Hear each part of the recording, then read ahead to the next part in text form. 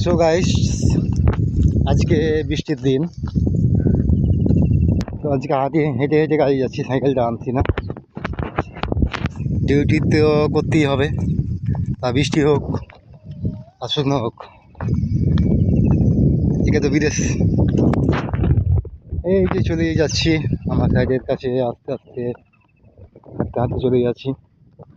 এখনো 6 মিনিট বাকি আছে 8টা অর্ধে, তাই আস্তে আস্তে যাচ্ছি।